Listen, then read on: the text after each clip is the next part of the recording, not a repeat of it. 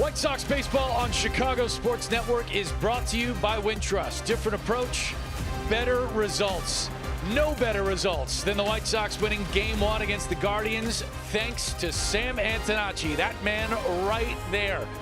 He'd rather be nowhere else than winning ball games for the White Sox, certainly not playing tennis. And the White Sox got themselves a share of first place with a win over the Guards last night. There has been drama late at Wright Field, and nobody's been better than these White Sox at succeeding here at home. Game 2 coming up tonight. Welcome into the ballpark, everybody. I'm Connor McKnight. Great to have you with us. What a ball game last night. Sure, the White Sox let a 3-0 lead get away from them, but they came back to win it against one of the best closers in baseball. Let's play you some of the proof because it's too much fun to not remember for at least a little bit. Check this out. This was first pitch swinging against Cade Smith, and Antonacci drove it back up the middle to win the ball game. It gives the White Sox the second best home record in all of baseball. Only the Rays have been better, and these wins come against the AL Central, 10-1 in the division, putting them safely on top. Sam Antonacci, the latest hero. They chased him all the way down to the left field corner. Everybody with pinstripes got to go ahead and sprinkle something on Antonacci. I have no idea what Luis Angel Acuna is doing, but he's having a lot of fun doing it, and his teammates gave him a splash bath at the end of things. Tonight, Sean Burke takes the mound for the White Sox. 7 1/3, 1 run against the Yankees in his last time out. What's he got for the encore? John and Brooke will discuss when we come back on CHSN. White Sox baseball on Chicago Sports Network is presented by Toyota. Visit your local Chicagoland Toyota dealer or Toyota.com today. Let's go places. By Davis Law Firm, your Chicago lawyer. By Prevagen, made for your brain. And by Wintrust. Different approach, better results. That's Wintrust. Visit wintrust.com/here to learn more.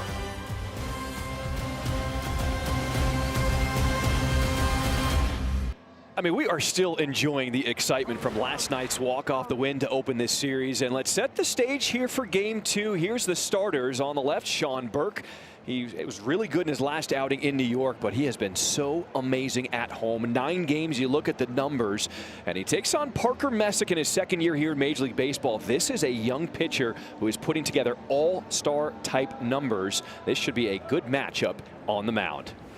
What is up, everybody? Welcome inside the booth alongside Brooke Fletcher. I'm John Triffin. I know you're wondering, where is our guy Steve tonight? Well, unfortunately, Steve Stone is a little under the weather. We're expecting him back here tomorrow. But Brooke, good to have you. Let's have some fun tonight. Listen, John, we talk about the next man up mentality with this young White Sox group. So I'm just only, channeling that mindset. I have big shoes to fill with Steve, but I'm excited for the opportunity, and hopefully we can get a win here tonight. All right, let's get this thing going. Let's talk about Sean Burke. He was incredible. Maybe the best start of his season the last time we saw him in New York in the Bronx. I mean, he was on fire in the Bronx, going up against arguably one of the best lineups in baseball right now. He had a career high in 7 1/3 inning, allowed just 1 run with 8 punch-outs. But what really stood out to me, John, was the swing and miss stuff. Burke, he generated nearly a 40% whiff rate, and he just looked in control all night. But the biggest thing with Sean all season long has just been his consistency. John, we talk about just this tough stretch with the White Sox right now. They're going to need him to build off of that last outing and really give this group some length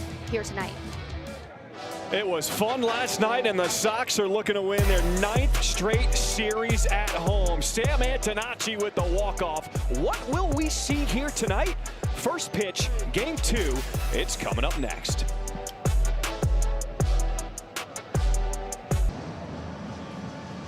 Getting set for the start of Game 2 here at Wright Field. Love the energy that we are feeling in the ballpark right now. Last night we had a big crowd, over 21,000 people. It is Polish Heritage Night tonight. We saw a huge parade before the game, and we're expecting another good-sized crowd here, and that's what's happening. There is a movement. There's a vibe forming here in Chicago, and everyone has really loved the job this young White Sox team led by Will Venable has done. And talk about the crowd last night. A walk-off, just it was so loud down on the field, John. So a little different vantage point for me here tonight, but I'm excited to take in the game from this view. You know what I noticed about that? What'd you notice? You have not gotten wet this entire season. How do you do that? They come in with the Gatorade bucket and somehow you avoid it. You know, we all can't be athletes, John. No, I'm kidding. They told me that they're going to try to get me, but last night, at one point, I'm going to have to wear it, but it was not the night last night. It was a little chilly. I know. It was a little chilly, but we have a beautiful night tonight. We'll get to the weather here in a minute. That is some skills that you're able to avoid the Gatorade bucket, but we want more of that. The White Sox with a 6-5 win, the walk-off last night, moving to 40-37 this season. Last year, they didn't get their 40th win until the last day of July. The White Sox are ahead of schedule, and here they come. Bring them out, bring them out. Sean Burke to the mound, looking to follow up his performance in New York as the White Sox a chance to take this series against the Guardians. Yeah, John, like we said, you know, Sean, he's trying to tap back into that magic that he found in the Bronx. The biggest thing with him is that consistency, but we know that he has everything. He's got that confidence. He's got the power on the mound. Now he's just got to channel that versus this tough Guardians lineup. We can take a look at what he has here. Dealing with a ton of injuries, and Jose Ramirez is the big name that is on the injured list for the Guardians. So they're filling some holes right now. Travis Bazzana, he is the rookie that has been called up at second base. Manzardo's at first. Roquio Hoskins has not yet gotten going for this team, DHing Schneemann, Watson, Quan, Hedges, and Halpin in center field. All right, let's take a look on how Burke has done so far this season. He's thrown 81 innings, a 3.89 ERA. His strikeout to walk ratio, 81-29, and his hard hit percentage, flirting around 36%. But let's take a look at what he has in the tank. We know that four-seam fastball, he loves to rely on that. That knuckle curve has been so good this season, the slider, and then he sprinkles in, you know, the cutter and the changeup, John. But we expect big things from Burke here tonight. Let's take a look at the defensive alignment for the White Sox here. Sam Antonacci in left field. Junior Perez, the call-up recently, the start in center. Braden Montgomery's in right. On the infield, Montgomery's at third. Acuna short. My drop at second. Vargas at first. And Drew Romo has the plate tonight. All right, let's get to the weather presented by Four Seasons Heating, Air Conditioning, Plumbing, and Electric. Like I said, John, it is a beautiful night for some baseball. It's 70 degrees, 54% humidity, and a little bit of wind. And let's take a look at that guy who is behind the plate. That is Ryan Blakeney. He's a little neutral, leans a little towards the pitcher there, but good night for some baseball. Let's go. There we go. First pitch, Sean Burke. That one missing upstairs, ball one. Talked to Sean Burke about what went well in New York, and he said he cleaned up his mechanics. He came into that outing issuing a few too many walks in his previous two starts. And he said he's really leaned on just trying to plant that back leg, being firm, and having a clean delivery to the plate. The biggest thing with Sean is he's got to be aggressive right out of the gate, get ahead of the count. Bazzana in the air to right field. Montgomery coming in, and a fly out to right. That's how we start this game. It is a very special night tonight. It is White Sox Charities Day. For more on that, we send it to Connor. John, thank you so much. It is White Sox Charities Day. I'm joined by several, including Sarah Laporta, the Senior Director of Community Relations for the White Sox. Sarah, what is Charities Day this year, and what are these gentlemen all doing up here with us? So White Sox Charities Day is our annual day, our telethon day, where people can call and make a donation to White Sox Charities and learn more about White Sox Charities. And these special guests I have with me are representing some of our favorite fan podcasts. So fans this year can not only support White Sox Charities, but also pick one of their 3 favorite fan podcasts. So throughout the game, you can call, make a donation, and get one of these great shirts. And at the end of the night, we'll have a winner, and they get to donate $5,000 to the charity of their choice. So you're telling me that fans can get involved in Charities Day, take home one of these fine T-shirts, and represent the podcast of their choice, all while doing good in the community? Exactly. And if they're not a fan of one of these podcasts, they can still support White Sox Charities with a White Sox Charities T-shirt. You could also download Chuck Garfine's podcast and still make a donation, even while supporting one of these guys. Why is Charities Day so special for the White Sox? Obviously, you guys do a ton of good in the community. What makes it such a big deal? Well, what's great about White Sox Charities is we're truly driven by fans. So without fan support, we can't do the work we do in the community. So every donation, whether it's a 50-50 ticket or making a donation through Charities Day, helps support the community. Every dollar goes back in the community. And tonight, we'll hear from 3 different organizations who are benefiting from White Sox Charities. I am an avid listener to each one of these podcasts. If you're not, you can get one of the T-shirts. If you're also confused about how to make a donation, Sarah, what's the most important thing tonight? How do fans get involved? So they go to whitesox.com/charitiesday or call our telethon. We have a great group of volunteers, 312-674-5684, and make a donation that way, and just learn more about White Sox Charities on our website. We'll give that out throughout the evening. Thanks for watching. Charities Day rolls on. More White Sox baseball. We come back on CHSN. Pitch top of the first for Sean Burke. A great start to this night as the White Sox bats are coming up here in the home half. Scoreless here against the Guardians. As we take a look at the starting lineup here for your Chicago White Sox. Miguel Vargas, you see him trotting to the plate. He will lead things off against the lefty Randall Grichuk. He has been so good against lefties this season, batting in the 2-hole. Mydroth, Montgomery, Junior Perez in center. Montgomery, Acuna, Antonacci, and Drew Romo behind the plate. All right, the Guardians send Parker Messick to the mound. He defeated the Brewers in Milwaukee last Thursday, allowing 2 runs in 6 innings. He's had 15 starts under his belt and with a 2.7 ERA. Let's take a look at what's under the hood, John. He really relies on that 4-seam fastball. That is that bread and butter. He actually hit a career high in his last outing. Then he follows it up with a changeup, sinker, curveball, a mix in a slider, and a cutout. There we go. First pitch as the fastball misses up and away here to Miguel Vargas. We saw this before in the series in Detroit against Tarek Skubal, where the White Sox decided to put Vargas at the top of the order. As Vargas gives this one a ride to left center field. Backing up is Halpin, and he will make the catch at the warning track. Let's take a look at how the Guardians put it out there defensively. It is Kwan in left, Halpin, Watson left to right in the outfield. On the infield, Schneemann at third, Rocchio, Bazan, and Manzardo at first, and Austin Hedges has the plate tonight. Stephen Vogt, manager of the Guardians, there in the midst of a 9-game road trip. As the first one missing down here to Randall Grichuk. Brooke, how big has Randall Grichuk been for this White Sox team this season? I mean, he's been huge. He's been the lefty killer, right? We saw that on display last night with that pitch hit homer. He's just been such a great addition, veteran presence in that clubhouse. But, you know, he told me the season started off with the Yankees, didn't go as he expected, but he just really appreciates that consistent at-bats, just allowing him to get more into a rhythm here with the Sox.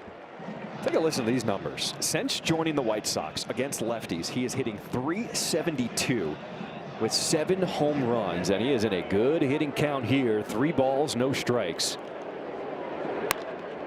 Takes a rip at it on the ground to Rocchio at short. And the first 2 White Sox are retired. It's going to be a tough task with Parker Messick on the mound. This is his 2nd year in Major League Baseball. You talked about his numbers in terms of his fastball velocity his last time out. He is really bringing the heat on the mound. Yeah, like I said, you know, in his last outing, that 4-seamer, 2-seamer hit a career high 95 miles per hour. His average velocity is up from last year, so he's really just tapping into that and using that as a big weapon, John. Chase Mydroth in the 3-hole. As the fastball dots the bottom part of the zone, strike 1. We've seen a little different approach from Chase Mydroth at the plate. He's always been a pesky hitter, but he's also looking for a little more power. His whole career, he's just made a point to be that disciplined player, right? Just, you know, showing that at the plate, getting on base. That's why we usually see him at the top of the lineup, but we've mixed him around a little bit. He's in that 3rd hole tonight, which is, we're not really used to seeing him there, but he's trying to get something going. Vargy, obviously, he's done so well against lefties. That's why they wanted him at the top, but, you know, Chase, he's really trying to tap back in and find something here at the plate. It's a different brand of baseball nowadays. No longer the Kenny Lofton type player, the speedster at the top. Will Venable wanted to get his best hitter versus lefties the most at bats. As a chopper to the left side, cut off by Schneemann at 3rd. And the White Sox retired in order to start this game. No score after 1. Today we are at DJ Brooks Head Start Center, and we are here for the official ribbon cutting of our new dental van with support from the White Sox. For Mobile Care Chicago, a lot of our concentration is on the south and southwest side of Chicago and surrounding suburbs. We provide dental treatment for no cost to children 18 and under aboard mobile medical clinics. Working with an organization like the White Sox, they help with the visibility of our mission, and also they help amplify our impact. With winning the grant, we were able to source and purchase the van behind us, so now we have 2 vans for our dental team, and therefore we can see double the children that we can usually see. Thank you to the Chicago White Sox for hitting a home run for children's oral health. And we have to thank all of you out there, because without your donations, none of that is possible. And see in the video, Sean Burke, Davis Martin, all the White Sox players really love getting involved in the community here in Chicago. Well, and you got to give a lot of credit to the White Sox charities, Christina O'Reilly, and everybody just involved in what they're able to do just to give back to the city of Chicago. But that's what I love about the guys in the clubhouse, John. Every single guy is finding, whether they've been with the team for a while or they're new. Austin Hayes' wife, I saw she was getting involved, and he's new to this team this year. They just really want to get back. To donate now, call 312. Sean Burke, a knuckle curve, gets the second strikeout of his night to retire Daniel Schneemann. That knuckle curve has been good here tonight. That has been such a great pitch for him. And the thing with Sean, when he is on, it's hard to get him off track, John. Here's the 23-year-old Khalil Watson stepping to the plate. Picked up his first career hit in the ballgame last night. It was a pinch hit, 2-run single in the 7th inning. He was acquired from the Marlins back in 2023 for Josh Bell at the deadline. And the light really turned on for him last year in the minors. Brooke, we're seeing a lot of new faces on this roster for the Guardians because of all the injuries they have had, especially to their third base star, Jose Ramirez, as this team is hitting just 190 in the 7 games that he has been out of the lineup. Well, not only is he the superstar of that team, but he's also the leader, right? And it just shows the impact that one player can have. This team, you know, they have a lot of young guys, but they're facing some injuries, but they're going to have to find a way, because this is a team, they can compete. They're right at the top of the division here with the White Sox, so they're going to have to find a way without their superstar. Sean Burke has gotten a rhythm here early on. 1 ball, 2 strikes. Fastball by him. He's got that good work in just an 8-pitch second inning.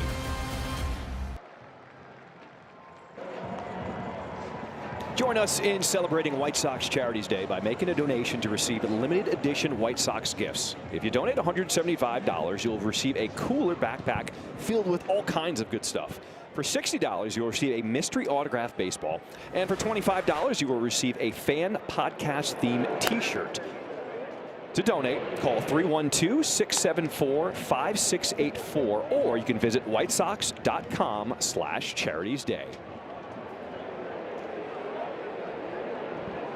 Welcome back. Bottom of the 2nd we go.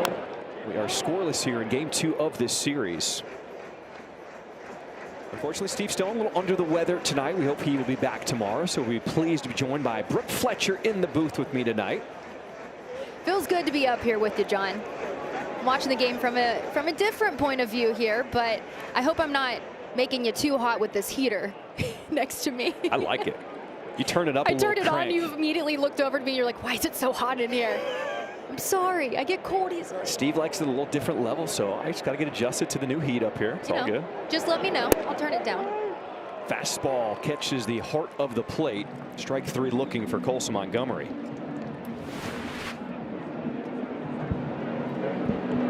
Just struck out looking there, just right down the middle. You know, Colson, he's been trying to get back into that rhythm at the plate there. You know, he's going to want that one back.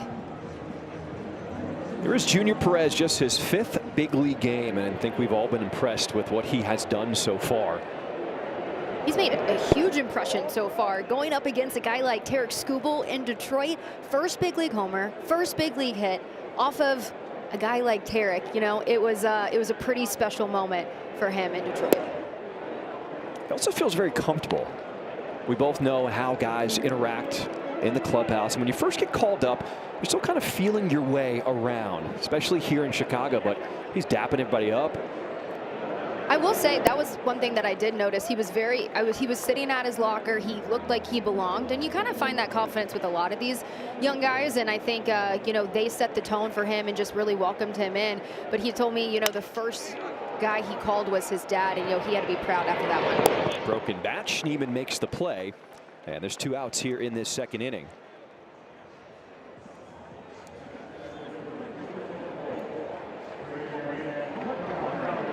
Talk about a guy that knows how to carry himself well. This guy right here, Braden Montgomery. Talk about the confidence and just looks like a big leaguer. I mean, it's just crazy to think that he just has been in the big leagues for just a short time now. Good ball game last night. He was 2 for 3, couple doubles. Yeah, you know, he's been on a roll over his last few games here, John, and just I think getting called up, you know, he kind of had lightning in a bottle. He got off to a hot start, and then pitchers started to figure him out. But Will's been really impressed with how he's just made the adjustments. They got him with the fastball a little bit, but Braden, he's just so good. He's just so level-headed, even keel. So, you know, he's done a really good job just adjusting and fighting back. Well, Venable looking on. So many young players on this roster here for the White Sox. Braden Montgomery just 23 years old. 0-2 pitch. Swings through that heater as both pitchers has faced the minimum through 2. Welcome back to the ballpark. It is all about White Sox Charities Day. And if you would love to donate, it is 312-674-5684 of all of our volunteers. We got Harold Baines standing by, waiting to take your call. That has got to be worth something. You have a chance to talk to Harold Baines. You can donate. It is all for an amazing cause here throughout this broadcast. I mean, you get a chance to talk to Harold. He's a nice guy. Hey, I might call in the commercial break. Right, let's go. Yeah. You can also head over to whitesox.com/charitiesday. Harold is a really nice guy. The best. How about what Sean Burke is doing? He has 3 strikeouts already to start this game through the first 2 innings as he faces the bottom 3 in the order for the Guardians, starting here with Stephen Kwan. He really figured things out in New York, cleaned up his delivery, so much smoother to the plate, and he's going after guys. That knuckle curve, that fastball has really been playing well for him. Slicing down the line, it's a fair ball. As Kwan, a double to start this 3rd inning. That is the first hit of the ball game for either team.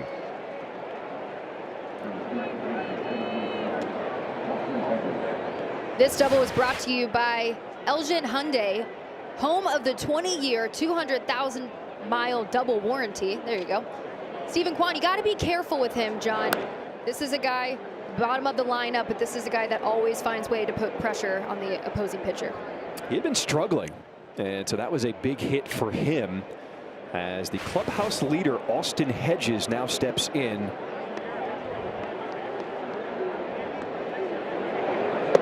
Hedges shows bunt, will pull it back and take that slider for strike 1.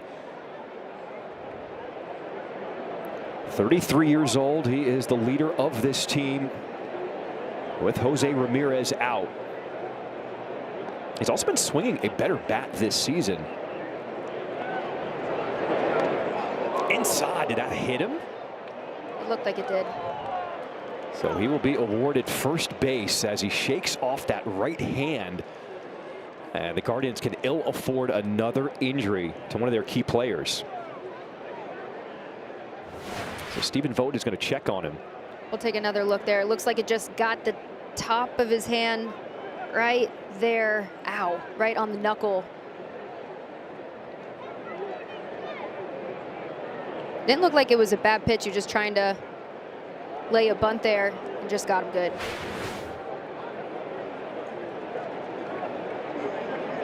So the staff looked at him and it looks like it opened him up a little bit. Okay. Just rub some dirt on it. That's what my dad always told me. Sage advice. You know, it stops the bleeding. Just pick up the dirt, put it in there. You're good to go. So a bit of traffic now. A double, a hit by pitch. Bottom of the order is Petey Halpin. And he will lay down the bunt as Montgomery fields at 3rd, gets the out at 1st. So the sacrifice successful as both runners advance to 2nd and 3rd.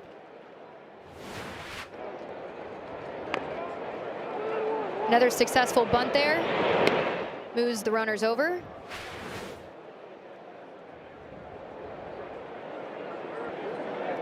So the infield for the White Sox will come in for the first time tonight as they deal with the top of the order, Travis Bazzana. Called up April 29th. Had struggled a little bit when he first got called up, but really the light turned on this past week for him. as he has been one of the offensive leaders here for the Guardians. Talk about a high ceiling. I remember watching him in college. He was just a stud. This guy, first round in the 2024 draft. This is a guy that they look at as the future of the franchise. Yeah, you mentioned he was trying to find his footing a little bit, but talk about a ceiling. This is a guy that has a lot of potential. So Sean Burke wants to try and end this at bat. Head in the count, 0-2. Bazzano was the guy after the game that I spoke to some of the Guardians, and they said they noticed he was really disappointed that they lost that game. He is super intense, a super competitor, and that is something that has stuck out about his early time here with Cleveland. Intense competitor? Sounds like we have a guy like that on our team, John. Mr. Antonacci. Swing and a miss, strike 3. 4th punch out tonight for Burke. You can tell Burke is really feeling himself right now. Top of the zone. Bazzano didn't know what to do there. Fastball at 98. We saw that late in the game in New York. That velocity stayed strong throughout the game for Sean Burke. 2 down, Kyle Manzardo as the knuckle curve missing outside. The thing with Sean is when you can tell what kind of night he's going to have in the first inning, right? When he is on, he is on. He just has this confidence, just the energy he has on the mound. You know when he's gonna be on fire. 7 pitches in the first inning, 8 pitches in the second inning, and the first time he's had to deal with some traffic here now in the third.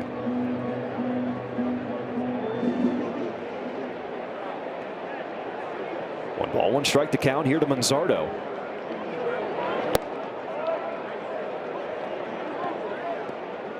See the disappointment on the face from Burke there, as that was really the first bad miss he has had so far tonight.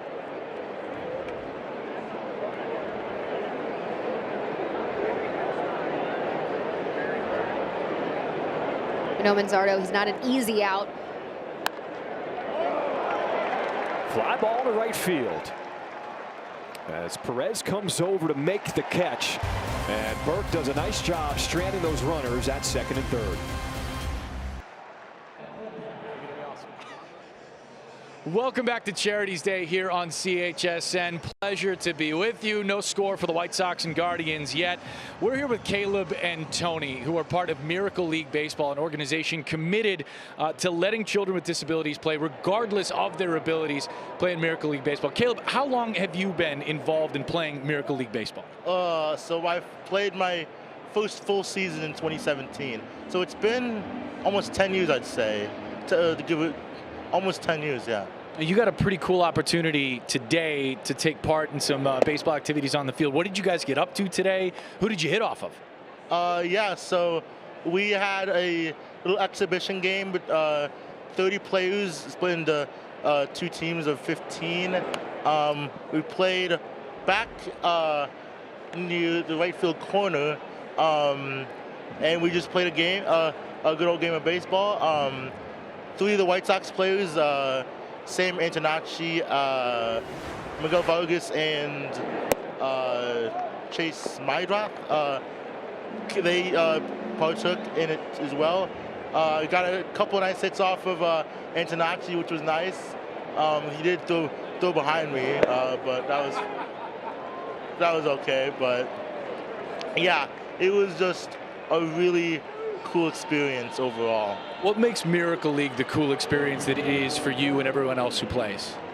It just gives people who might not be as fortunate physically or neurologically or mentally a chance to partake in everyday activities, really.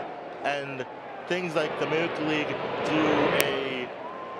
do a great job, like organizations that do all these sorts of things to help people like us, and I think it's just an amazing thing that society has really come to appreciate us and do more for us, and I just really appreciate it. That is awesome stuff. It's so cool to see Miracle League take off the way it has. Over 450,000 participants. Tony, what is your role within Miracle League? So I am the coaching director for the Miracle League of Joliet, as well as one of our board members.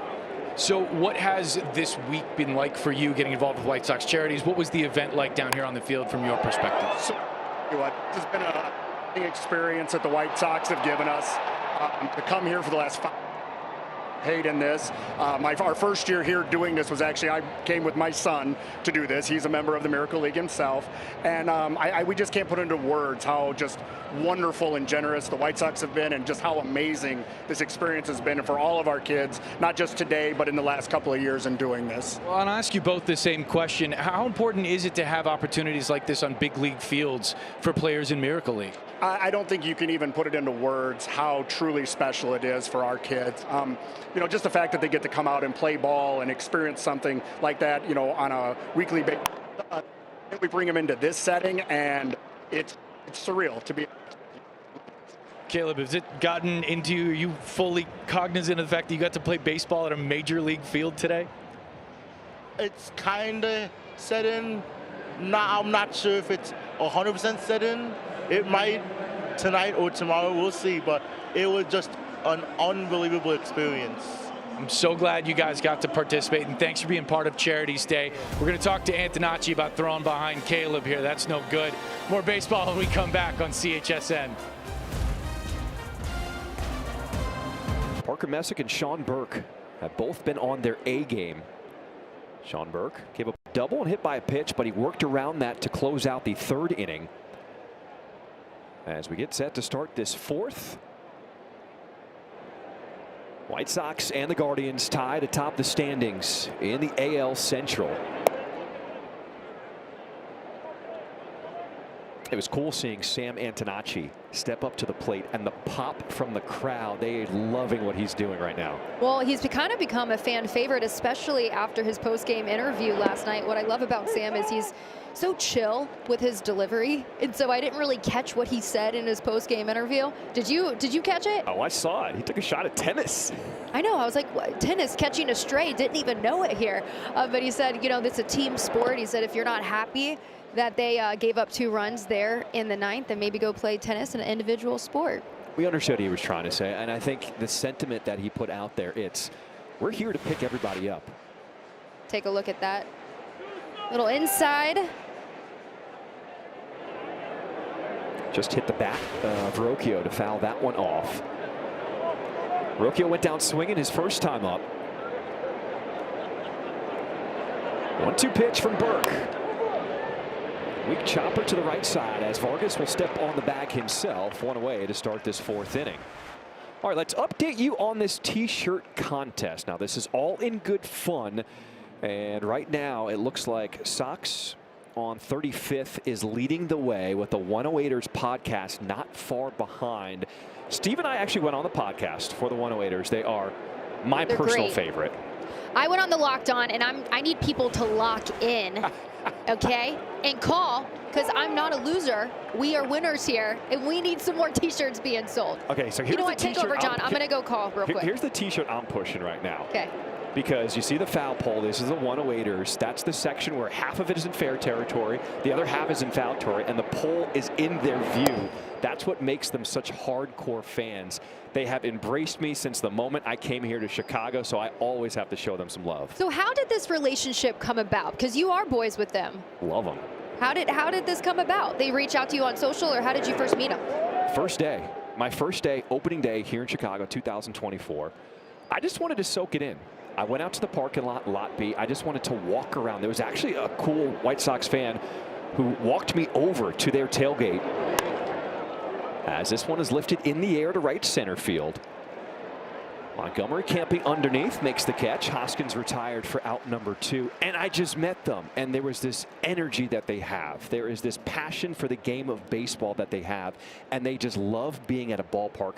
And you know me, that is the vibe I am all about, and that's why we've meshed since day one. I got to get out to the 108 section over there, just see what all the hype is about, I've met them. They're great guys. I mean, honestly, all of the guys that we had over there for the podcast, so knowledgeable of the game, so welcoming, and it's just, I just think it's so important to have that representation there. You know, we're the media, they're also the media, but I just think they've done such a great job just letting fans know about this White Sox team and just talking about the success that they've had. Ground ball in the hole, backhanded by Vargas as nice. Burke covers the bag. A 10-pitch inning to get out of this top of the fourth. Love the glove work. Today was a special day. The White Sox charities were here and 3 wonderful players to unveil the doggy dugout. Chicago Children's Advocacy Center brings together all the partners responsible for child sexual abuse investigations to make sure that we can find justice, but most importantly, hope and healing for these kids. Primarily, we've used White Sox funds for our mental health program, and then, of course, the Child Life program. Our kids are going to come in here and see not only that the White Sox are a part of our lives, but that this is a safe, wonderful place to be. The work that's done here is very important. So for the White Sox and us to be able to support that, it's amazing. Our partnership with the Chicago White Sox is creating a sense of play and security while giving our children the space they need to find hope. So thank you so much, Chicago White Sox. It is White Sox Charities Day, and we're reaching out to everyone for a donation if you can, as Vargas hustling down the line will ground out to third to start this bottom half of the fourth inning. I'm really glad that we have all these videos, because it's one thing to ask for donations, but when you see where your dollars are going, it is so much more impactful. It's super important just to see the faces, see where it's going. You know, I had an opportunity to even go with Mercy Home. I know it's one of the organizations that the White Sox work with, and just I've talked about it and I've wanted to get involved, but even just going there and visiting the campus and just seeing the work that they do, it just makes you feel so connected to the group. And I'm excited to hopefully do more work with them. But just all of these charities that are here tonight, they're just great for the community. Line down the left field line. It's a fair ball past the dive of Schneemann, as Randall Grichuk will slide in safe to second. First hit of the night for the Sox. It's a one-out double.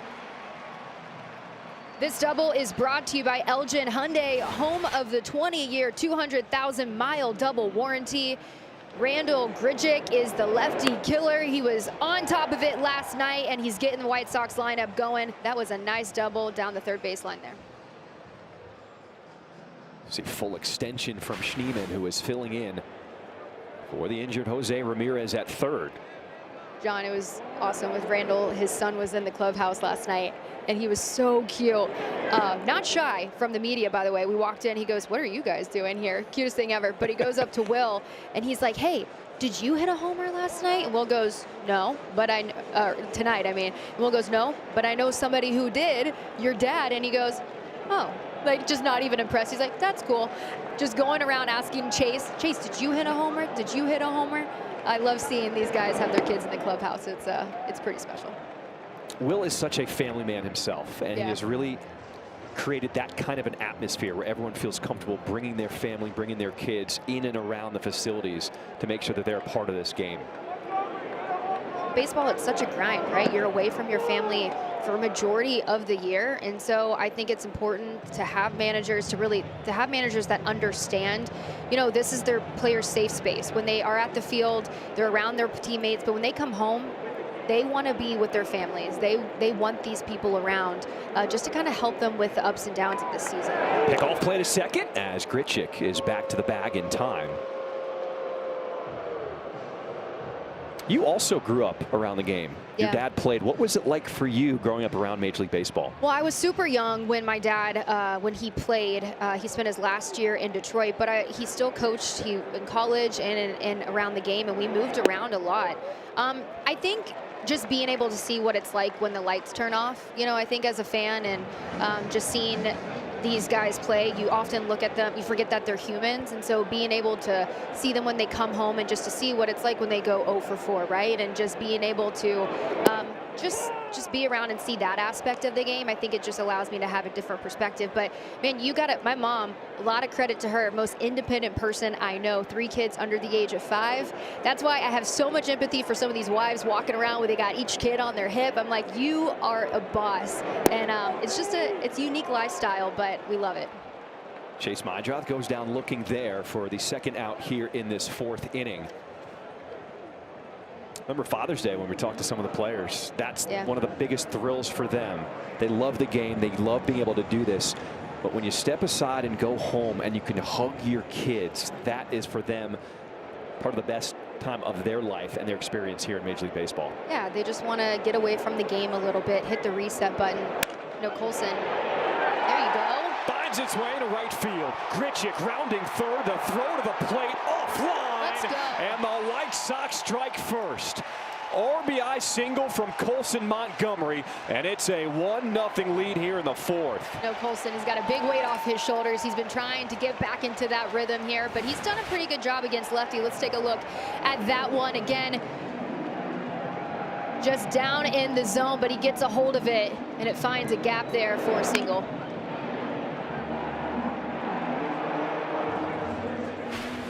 That ended a stretch of a career-long 6 straight strikeouts for Colson Montgomery. You know that feels good. Just need one swing, John. And that one gets away as Montgomery takes second. A wild pitch ruled on Parker Messick.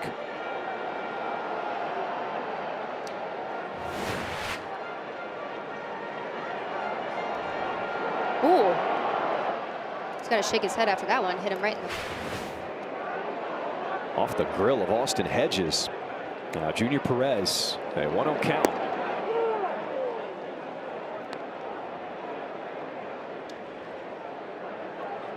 Perez called up due to the injury to Everson Pereira.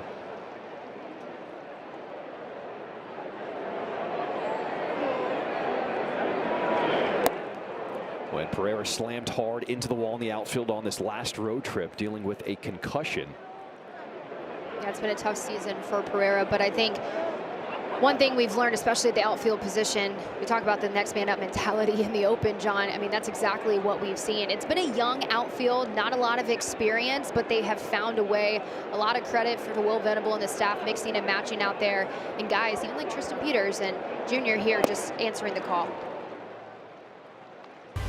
Fastball by him, but the White Sox get on the board and lead it 1-0 after 4.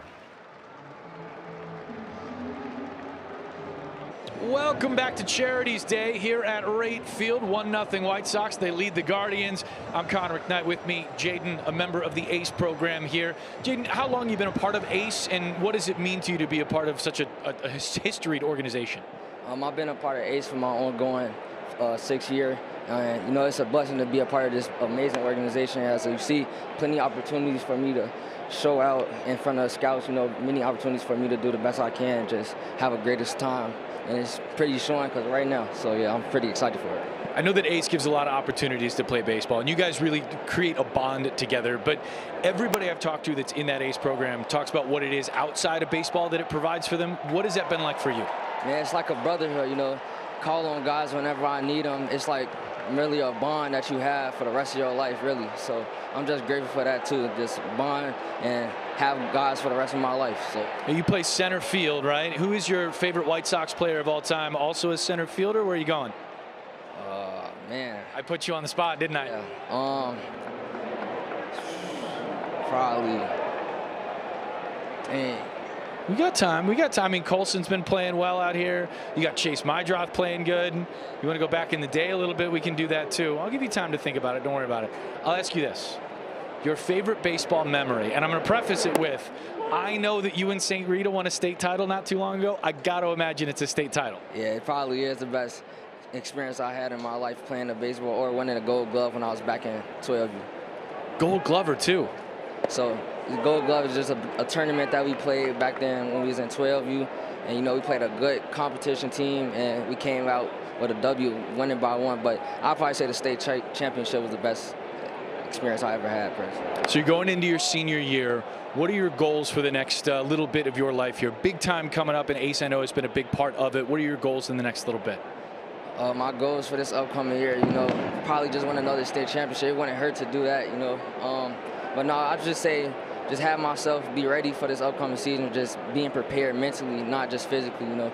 I feel like baseball is mentally, so I feel like if you focus that more on your baseball career, then it'd probably take you more than you exceed. So I probably just say mentally just be there, and then just, man, every time I get on the field, just have the best opportunity and just love the game because it's what I love to do. So, you know, just love to do it. So. Jaden, appreciate it, man. Best of luck your senior year. Best of luck the rest of the way through Ace. Thank you. Thank you. John, Brooke, back to you guys. All right, Con, appreciate that. A flare down the left field line, and it's going to drop in foul territory.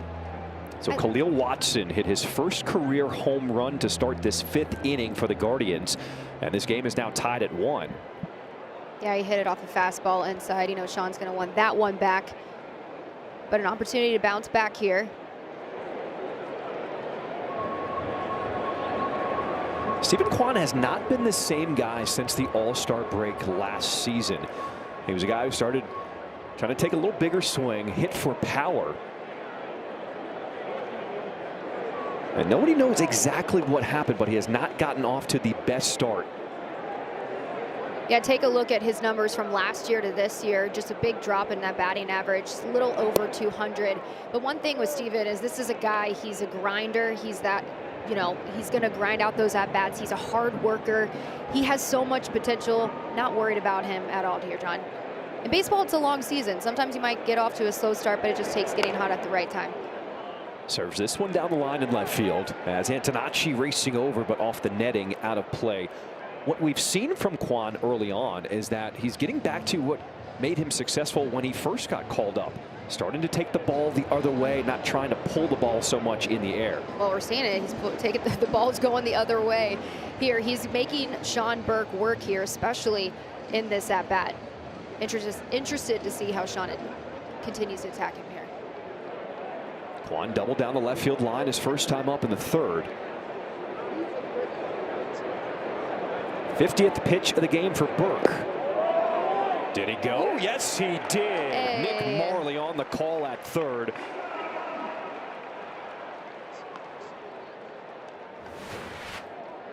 And that was a battle. He did go there. Sean got him with the knuckle curve. So the 5th strikeout for Burke as he bounces back after giving up that home run to Watson.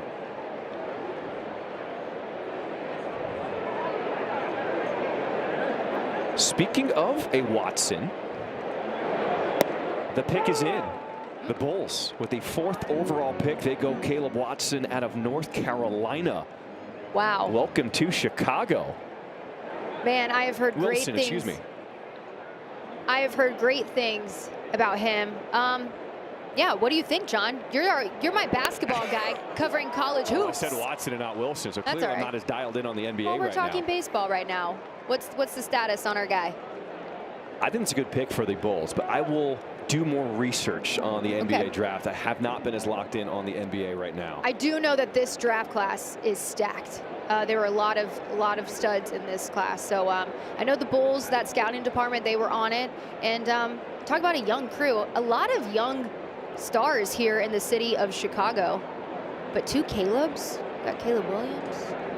Got Caleb on the Bulls. There's more. There's room for more. There's room for 2 Calebs. Ground ball to the right side, past the dive of my drop into right field. So Halpin with a single.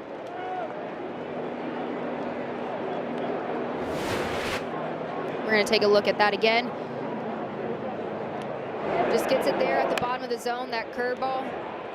Just right past Chase there.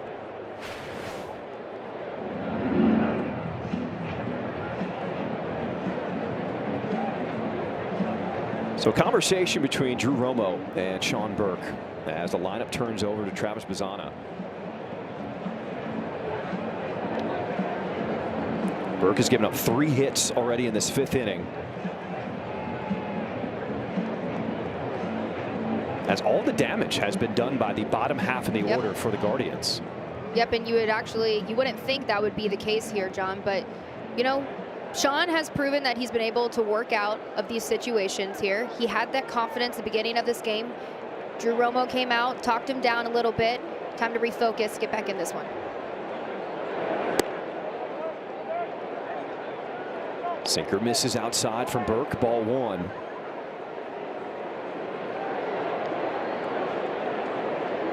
Bazzana 0 for 2 with a strikeout tonight. That slider has been nasty, diving down and into lefties.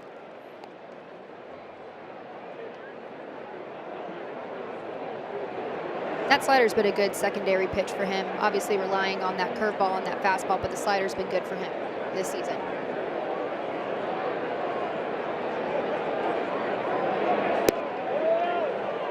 Fastball missing, and we're going to have a challenge from Romo.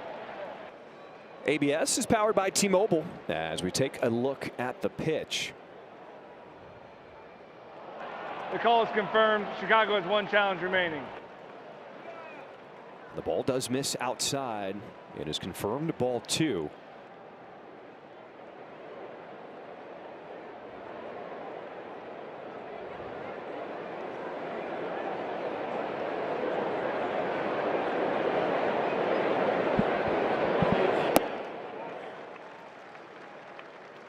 Romo gives his nod of approval here to Burke as that cutter upstairs by Bazana, strike 2. At 57 pitches here, John. Getting it up a little bit.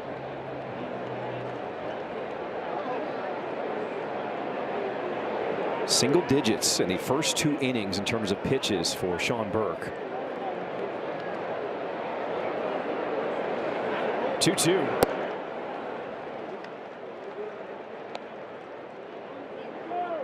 One of the reasons why he told me we saw so much velocity from him in New York.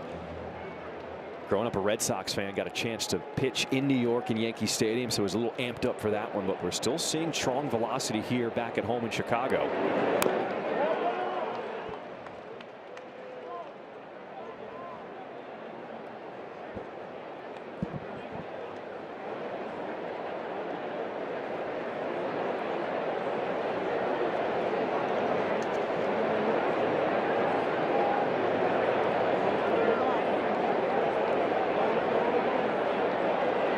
Most pitches he has thrown in any inning tonight. This is his 20th here in the 5th. And it's slider by him, strike 3. Way to battle. Zano is putting the pressure on with that put away pitch with that slider that's been working so well for him here tonight. Ooh, made it look easy.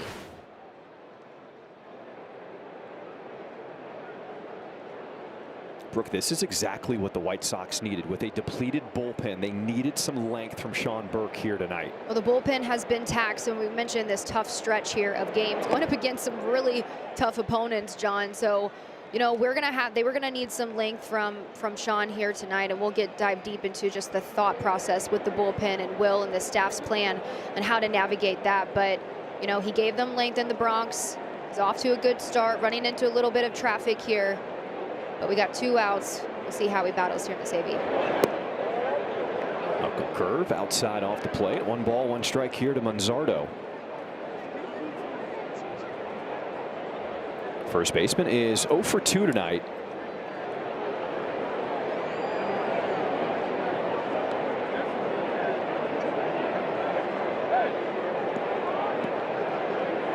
Had a rough start to the year. He was hitting the ball hard, just wasn't seeing results, and Manzardo kept with his approach, and the batting average is starting to get back up. He made Anthony Kay work late in that game last night, getting him a little emotional, but he battled through it. Kay was talking about that after the game. How good was Kay last night? Ooh. The starters know. They understand when the bullpen is depleted, and guys are really stepping up right now. And they feed off of each other. They said Kay is probably the biggest chirper out of that starting rotation. So, you know, he probably had something to say after the game, talking to Sean. You're like, hey, top that one. Can you hear everything from your position when you're down on the field? I can't hear everything. I can hear some stuff, but I definitely can see some reaction, some engagement in the dugout. It is pretty fun just to see what goes on within the inning down there in the camera well. Breaking ball misses, ball 4. And the bases are now loaded here with 2 outs. Sean struggling with his command a little bit here. The 3rd time through the order. But you know guys are going to make their adjustments, John. Zach Bove coming out here just to kind of settle him down. The numbers are really interesting. When Sean Burke, they use him as a bulk reliever and have an opener for him. He has an ERA under 2 this season. As a starter, he has an ERA just under 5. So Sean Burke is really trying to show that he can be a consistent starter and they don't need to use an opener for him. Well, and we've seen it. We know we've seen it in the past, how good he can be. This guy, he just needs to find that consistency, because when he's on, he is on, and he is a killer on the mound, John. Obviously, he's had that success with the opener, maybe a little different mindset for him, but Will Venable, Zach Bove, these guys, they believe in him. He can be one of those stars in this rotation. He is one of those main guys in this rotation. He's just going to battle back here. Bases loaded. Deshaun, he can do it. Got out of a jam in the third. Stranded runners at second and third, as he deals with Brian Rocchio. Rocchio, to start this season, was hitting in the 9-hole, and it was a spot where he was coming through, driving in runs, because he's felt like all he needed to do was just get on base somehow. With the injuries, they have moved him up to the middle of the order, and it seems like it's been a different approach for him.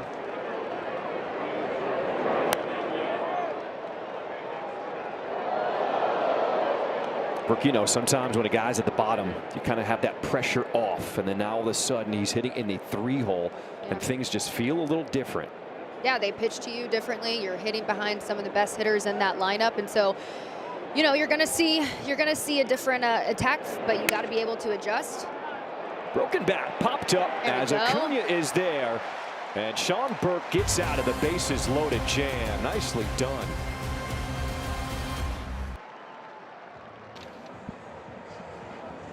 Take a look at the lines to watch, presented by Circus Sports. Sports betting the way it should be. We look at the odds for Sox home run hitters tonight. Brooke, who do you like?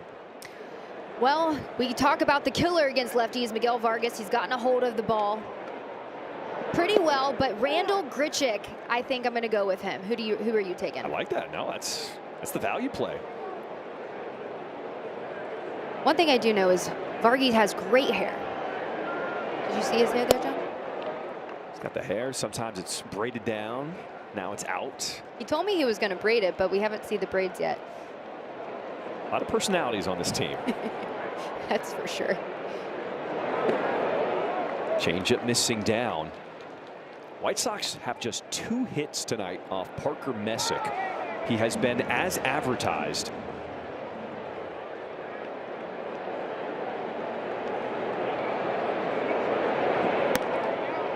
Following a Cleveland loss, in 10 starts this season, he is 5-2 with an ERA under 2.5.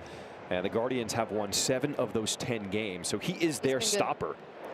He's been good, and he's challenging this lineup. Another walk for Braden. We saw a walk from him last night. You could just tell he's seeing the ball so much better. Getting on base. The White Sox walk is brought to you by IDOT. You drive, you text, you pay. It's not a game. All right, welcome back in the booth, joined by Brooke Fletcher. I'm John Schriffen. Once again, Steve Stone is under the weather. You're making history tonight, and it is an honor to share this booth with you. Mary Shane was the first female play-by-play for the White Sox back in 1977. Brooke Fletcher, you're the first female analyst here in 2026. It's crazy to even think of that. I haven't even processed it, John, but I just am so honored that the White Sox CHSN, you guys have trusted me with this responsibility. And again, I have big shoes to fill with Steve Stone, but thank you so much for making this comfortable for me, John. I've been having a lot of fun. You're a natural. 6-4, and safe at first is Acuna, as he's able to beat out that double play.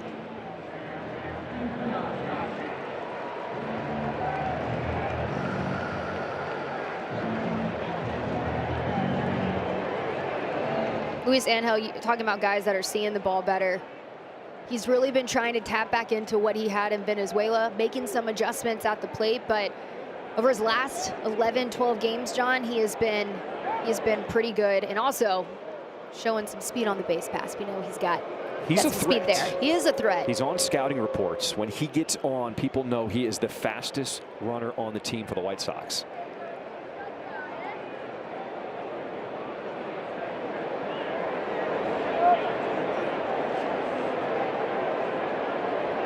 Sam Antonacci 0 for 1 with a ground out tonight. There goes Acuna. Throw down to second and into center field. Acuna, he keeps going. The throw to third. It goes off his helmet. Ooh, that got him good. Let's hope that he is not shaken up, as the White Sox will check on him. So a stolen base and an E2 on the throw. Time for our slide of the game presented by Wisconsin Dells, the water park capital of the world. We were just talking about how Acuna can turn on the Jets there. Oh, he felt that one, but honestly, John, there's nothing you can do. There he is. The ball gets right past him. Sliding in the third. Tries to get down. Gets him right in the back of the head. As Will Venable and his staff, they're checking on him just to make sure he's okay. Always a concern anytime anything happens to the head, such a sensitive area. But Luis Angel Acuna, he will stay in this game for the White Sox.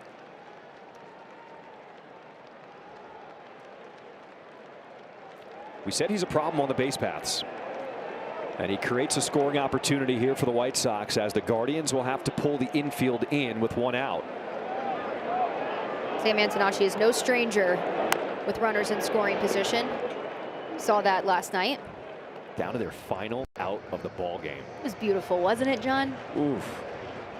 Just running on repeat. I just love, like, Sam, it just seemed like the perfect moment for him. I mean, Tristan Braden laid the groundwork there in the inning. But Sam, first walk-off of his career. He just is ready for those moments. Just love the way he plays. Popped up. It is Schneemann at third in foul territory. And he makes the catch. 2 away here in this 5th inning.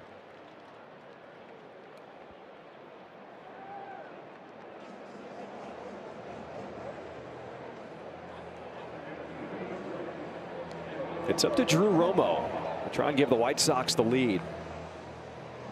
His first at bat in the third, he grounded out. But he just missed a home run down that left field line. We were watching it, and it just hooked foul before the pole. Listen, Drew, he's trying to get into a rhythm at the plate, but he's come up in some big moments, shown the power. As you mentioned, almost had a homer earlier in this game. Big moment for him right here. Now, no Kyle Teel in the lineup. He got the start yesterday in his first game back from the injured list. White Sox are just being cautious with him and managing his workload here. Well, I just love Kyle's mentality. He's like, I'll go all 7 days. If you need me, I'll be out there every single day. But, you know, Will was more realistic. And it's crazy to think that we haven't seen him all season, John. And he's still trying to build up that workload. So they're just being cautious, like you said, just making sure they're working him back in, just taking it easy, because we know how valuable he can be with this team.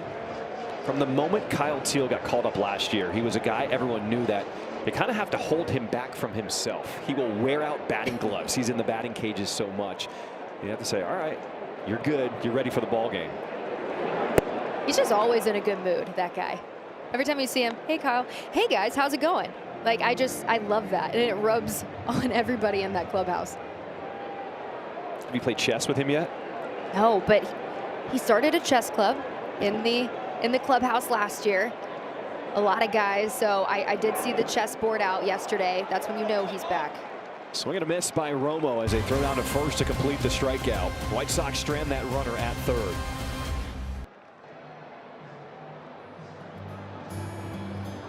We're at Yollocalli's new home for our Yollocalli program and community arts reach programming.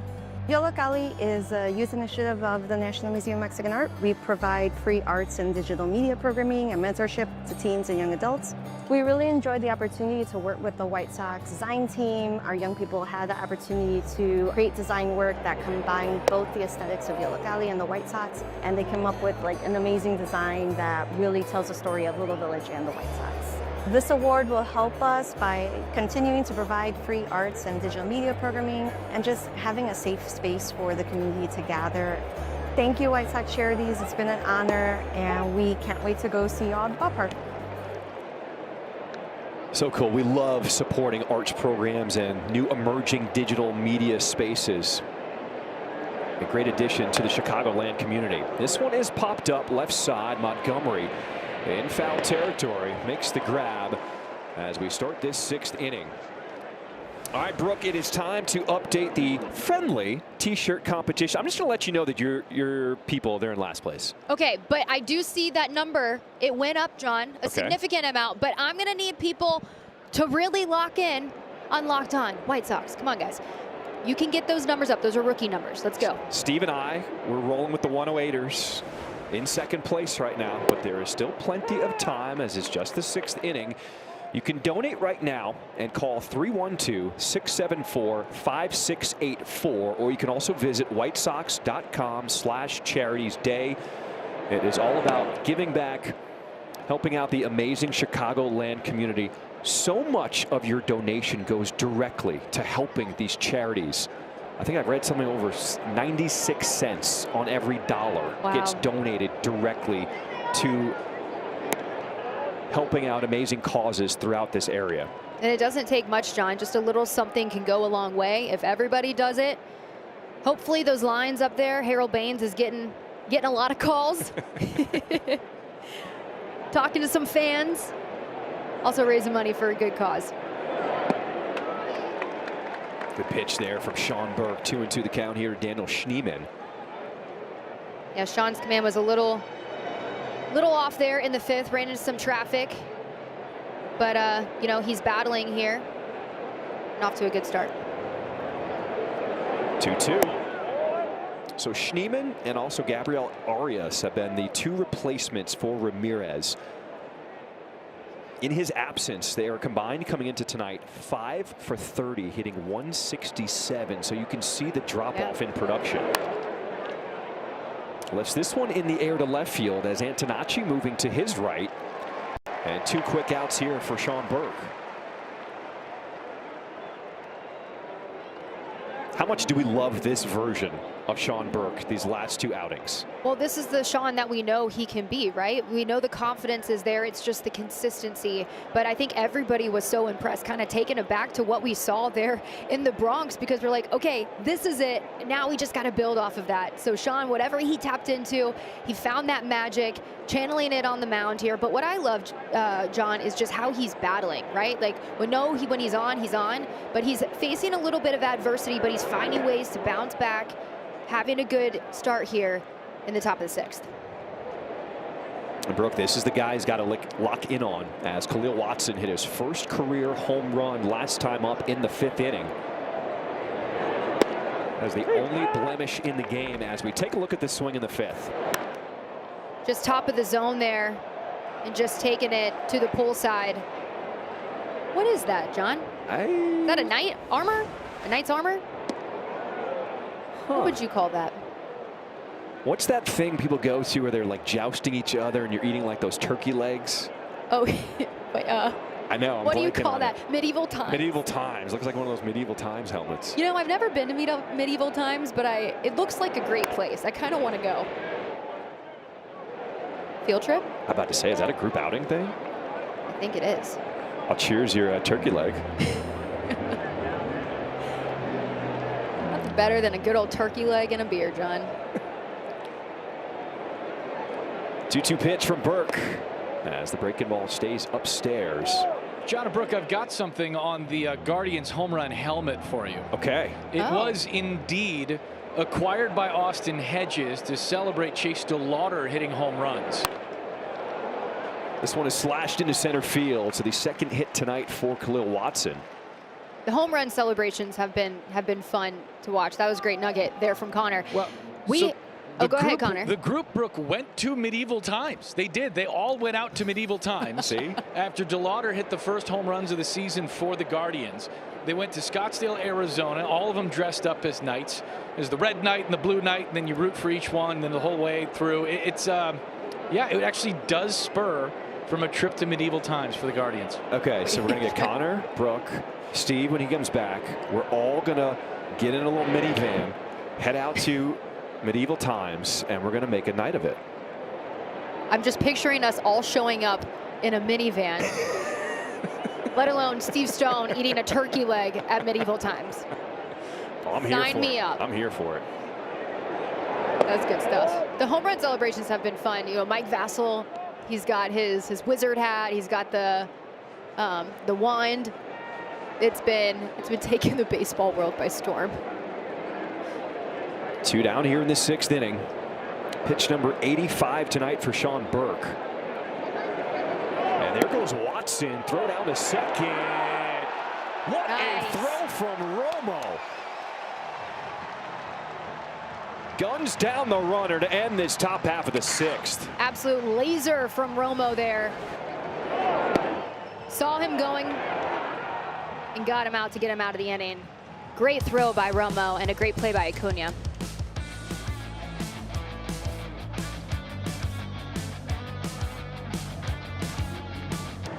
Follow our White Sox at chicagosportsnetwork.com, presented by Nationwide Insurance, agent Jeff Vukovich. Get to enjoy knowing the Vuk as much as you do the jingle at jeffvuk.com. Nationwide is on your side. Wait, no song? You're not going to sing it? I'll sing it with you. I was waiting for it. Do you want to sing it together? I'm nervous. Come on. You do it and I'll lead it. Or I'll follow. Nationwide is on your side. Come on, Brooke Fletcher. There we go. Clap it up. Now, I'm no Dan Plesac or Steve Stone, but, you know, I did my best. Good job. That was fun. Bottom of the 6th we go, tied at 1. A huge game as both the Guardians and the White Sox tied at the top of the standings in the AL Central. Vargas in the air. Back it goes. Get out! Miguel Vargas gives the Sox the lead here in this 6th inning, as Vargas blasts his 17th home run of the year. Cue the fireworks. Lexus Experience, amazing home run replay. Let's take a look at that again.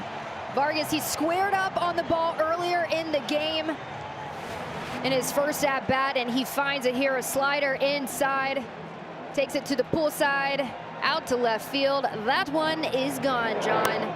Ooh, that was a pretty swing. We call him the lefty killer. He's been so good for this lineup against lefties all season. That's why Will Venable puts him at the top of the order. Jacob Gonzalez likes what he sees.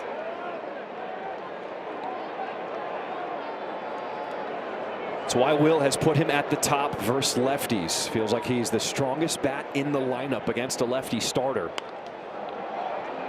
As this one has popped up. As Manzardo has room and makes the catch.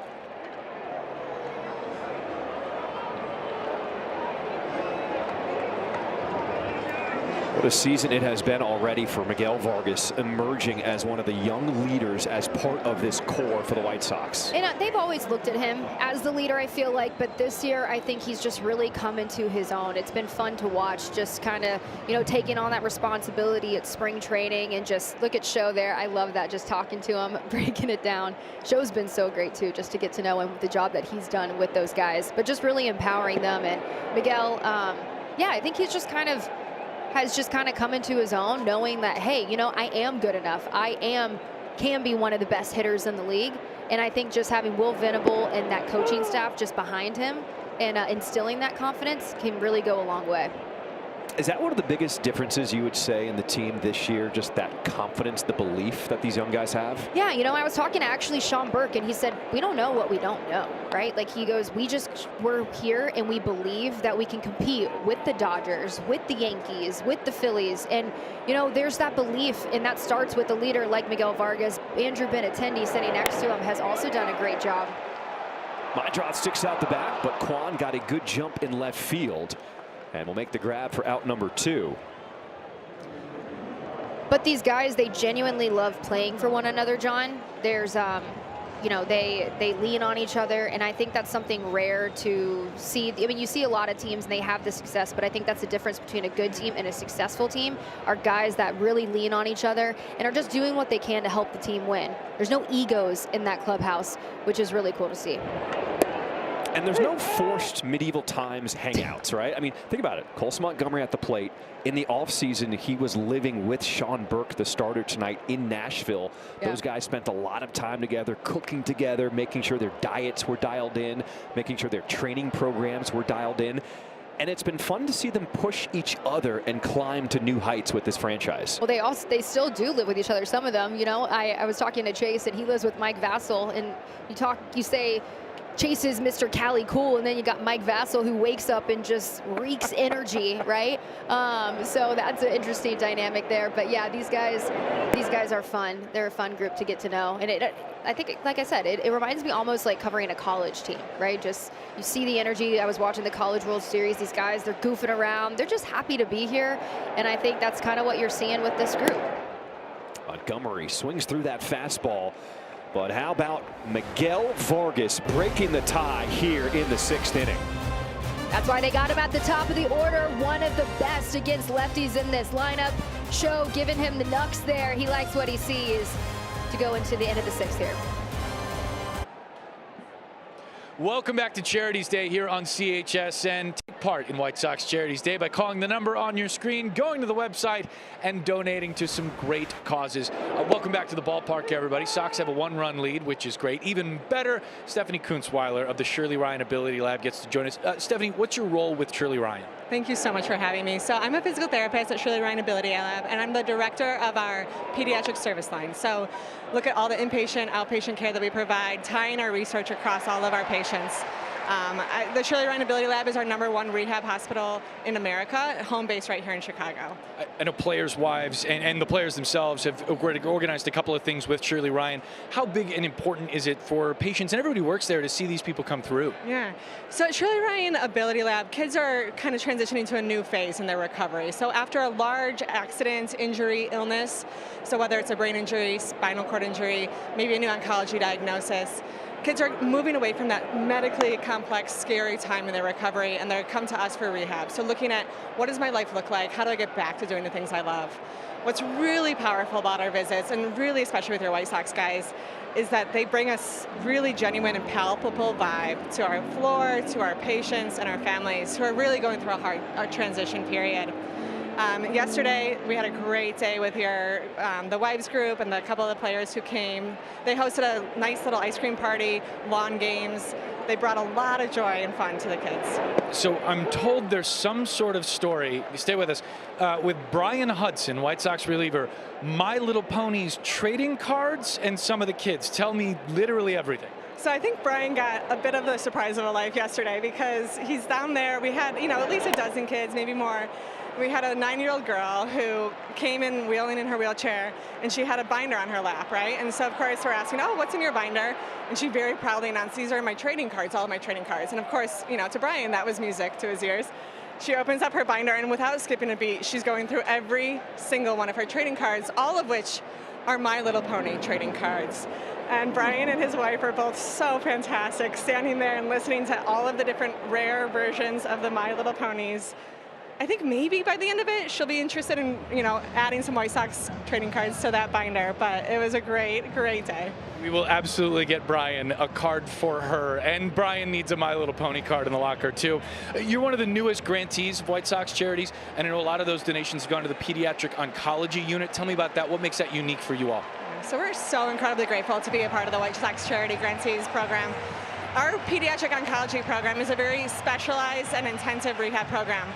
So as our friends in our acute care systems and all of our researchers and scientists are changing the way that treatments look for kids with oncology diagnoses, kids are surviving longer. Kids are surviving when they didn't used to previously. So that's when our job comes in, and we're looking at how are you living both during your treatment path and also beyond treatment. How are we getting you back to the things you're passionate about, the things that you're doing in your life? And a lot of it needs some additional funding, right? So whether it's training our clinicians in this more highly specialized type of rehab, or something as simple as what are the barriers to getting kids to rehab? So one of the biggest barriers is just transportation. So we use your funds to help support transportation from our families to get to therapies. A lot of times kids' insurance benefits have already been exhausted, so we're using your funds to help bolster those kids and get them the rehab they need at the time that they need it. Stephanie, that sounds awesome. Thank you so much for being a part of this, and thanks for coming out tonight. And we can't thank you guys enough. Thank you so much for all you do, for sure. Absolutely. Thanks for doing what you do. A pitching change for the White Sox here. Night's done for Sean Burke. The White Sox will go to the pen. We'll head to John and Brooke for a little bit more on the outing and ball game for Sean Burke today. All right, Connor, thank you so much. The night is done for Sean Burke. Goes 6 1/3, 90 pitches. Brooke, he was outstanding. Back-to-back performances for him. Yeah, 6 punch-outs for Sean, getting a standing ovation as he was walking off the mound here. Let's take a look at his day. You know, we needed to find that magic that we saw in the Bronx, and I'd say we were pretty close to that. John, just showing that confidence. Ran into a little bit of traffic, but look at that career high. 34 whiffs over his last 2 appearances, 14 here tonight. Just showing that the type of pitcher that he can be. Will Venable has to be happy with the length. They got pretty good length from Sean here tonight. Now they turn to Sean Newcomb, who showed how good he could be in his last outing. He will deal with a pinch hitter as David Fry comes off the bench. As the slurve catches the corner, strike 1. This is our call to the pen, is brought to you by Orland Toyota. Newcomb has been so good for the White Sox. We saw him. Sorry, I'm going to step on it there. No, we saw him in that opening role for the first time here with the White Sox in Detroit, John, and he was so good, going 3 innings. And, you know, just with the way he was pitching, many were wondering, well, can he give some more? Can he stay out there? But, you know, they probably pushed the limit for him. So tonight, Will said expect a shorter outing. Won't see him for 3, but the impact that he has, it's undeniable.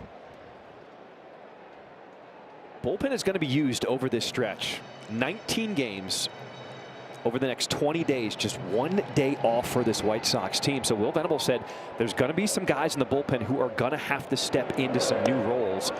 And it's going to be exciting to see who now takes advantage of an opportunity. Yeah, and you know, we're not going to see likely Hudson, Grant, or Sir Anthony. We saw them last night. But, you know, to your point, this is a tough stretch. And that's kind of been the calling card for this bullpen all season long, John, is just guys being willing to step up in different roles when their number is called. We talk about their willingness, this whole team, to win. And so Zach Bove, Will Venable has been very upfront with them and saying, hey, if you don't want to be using this role, or hey, if you don't like the opener position, communicate with us. Tell us what you need, how we can put you in a position to succeed. But every guy, he's been really pleased with how they've just answered the call. Fair ball, nicely done by Colson Montgomery off that short hop.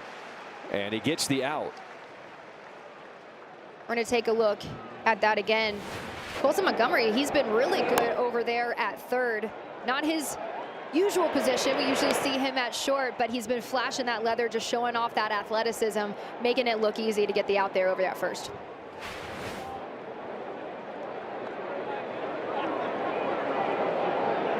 Travis Bazan at top of the order as Romo throws down to second. Trying to keep Austin Hedges close at the bag. Representing the tying run. Good effort there by Romo, just a little off, but good effort to keep him in check.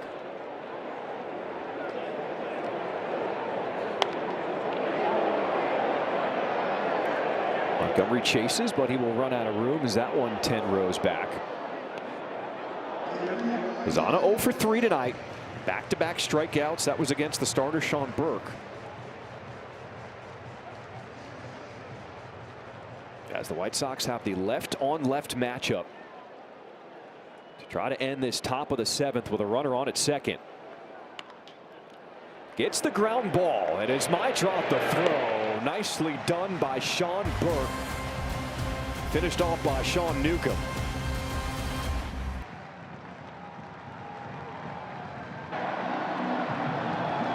Today's game is brought to you by Marquette Bank. Marquette Bank is Chicagoland's trusted neighborhood bank and home lender. Level up your banking with Marquette Bank at emarquettebank.com.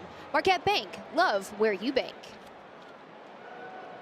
We appreciate you joining us tonight on this beautiful Tuesday night in Chicago.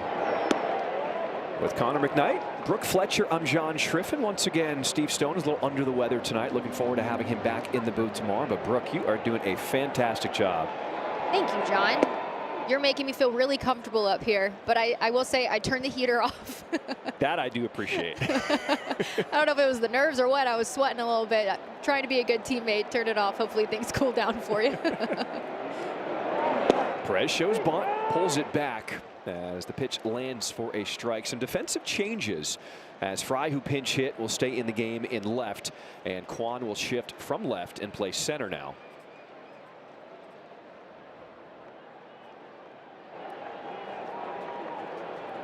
Parker Messick, the starter, still in the game. We came on air talking about how this guy has all-star type stuff, and he has really showed it tonight.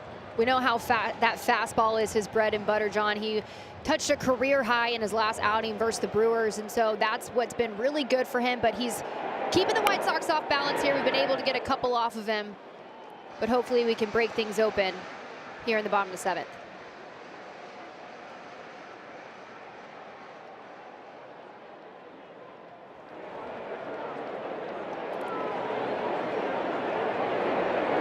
One ball, 2 strikes. Swing and a miss, strike 3. It's time now for a message from Ankin Law. Colson, it's important to put the work in, isn't it? Absolutely. Practicing early, staying late helps me stay locked in. And if you've been injured, my team is here to help you. Call 312-6-million. Injury law made personal. That's Ankin Law.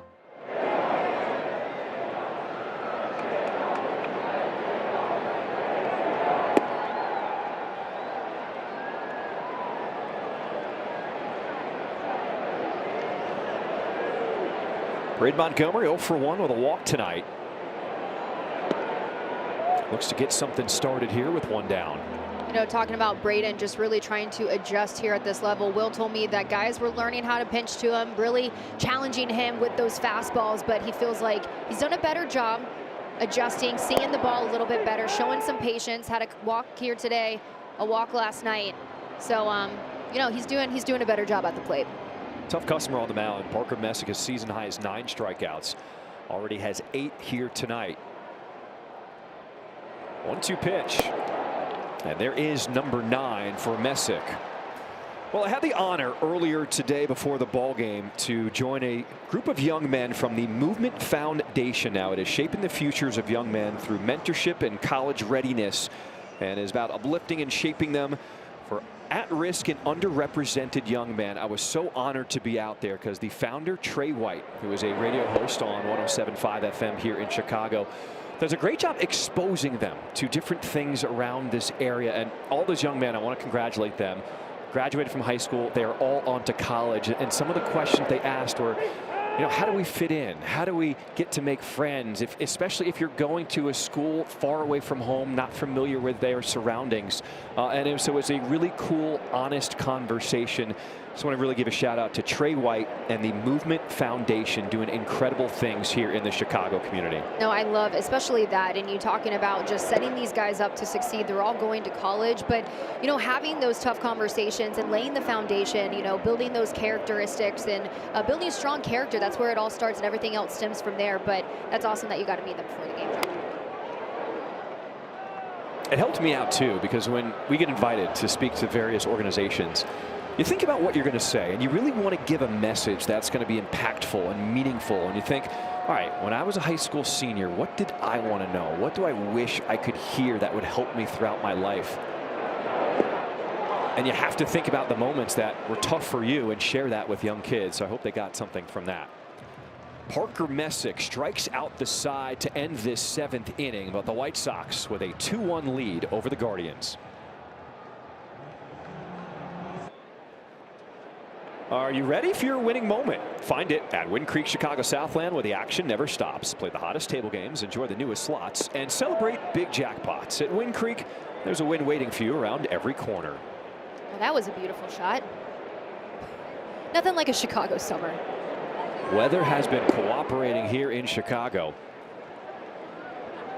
Look at that. Get out on a nice boat. Have you been on a boat yet this summer, John? The only boat that I have been on since I've even been here in Chicago is the architecture tour, which is fantastic. For the architecture tour. And everyone I've ever advised to take it has always said that was one of the best experiences I've ever done. I'm actually taking my mom and her friends and my dad on the architecture tour when they come later this week. I feel like it's a rite of passage when you come to Chicago, right? Ground ball to Vargas at first. He will keep it himself, and 1 away as we start this 8th inning.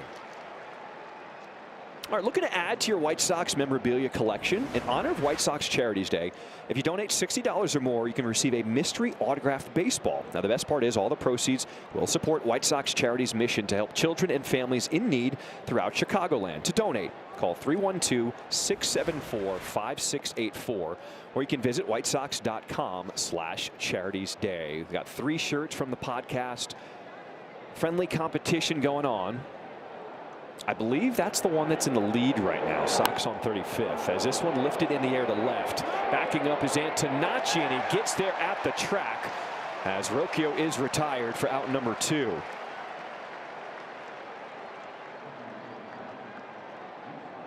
There's the phone bank. Everyone is standing by, waiting to take your call. If you call in at 312-674-5684, head on over to whitesox.com/charitiesday. One guy says, call me. Yeah. Let's go. Get the phones out, people.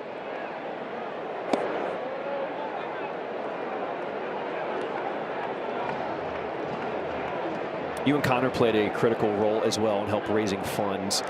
You host the events for our dinner that we did earlier this season at the old post office. We did. And let me just say, Connor, if baseball doesn't work out, he's got a knack for hosting Family Feud. He is so good at it. I was a part of it last year, and I was like, I feel like I'm just holding you back, Connor. Like, you got to take the lead here because you're crushing it. He did such a good job. But no, it's fun. It's all for a good cause. But it's nice for fans of the team to come out, kind of, relax, see the guys let their guards down a little bit, just have some fun and raise some money. White Sox fans are so knowledgeable, so passionate, but also so giving. So we thank all the White Sox fans tuning in tonight here on CHSN. All of your donations do matter. 2-2 as it's fouled away. And how about another big crowd on a Tuesday night, Brooke? 28,883 as we take another look at this foul pitch off Romo. Sean Newcomb just continuing to be a steady presence for this White Sox bullpen. We saw it in Detroit, coming in an opener role, answering the call there. But he has been so good. Matt Wise, the White Sox bullpen coach, told me, he's one of the best competitors that he's coached. He's known him all the way back since the beginning of his career, said he was a starter, but now working out of the bullpen, he said that's where he belongs. He's been a leader out there and somebody that they can really rely on.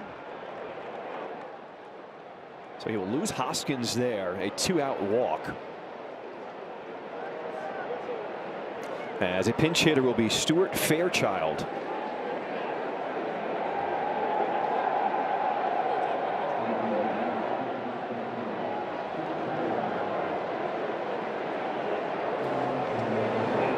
So as is customary with a pinch hitter, Drew Romo, who knows every single guy on the roster, will relay the scouting report and make sure that Newcomb is locked in as well.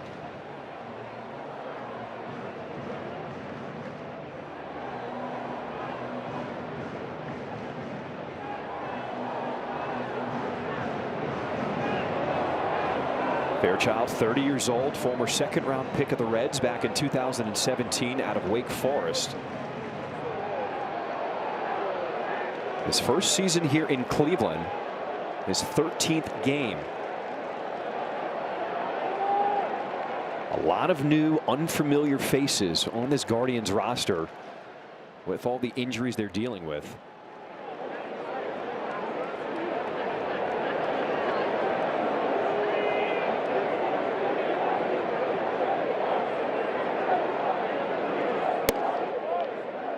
Fastball missing up and away. Ball 1 here to Fairchild.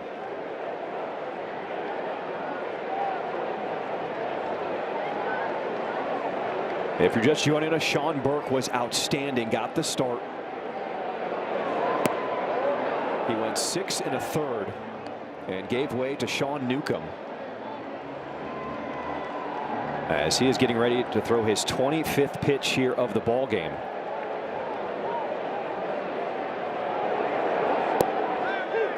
Slurve drops in there, strike 1.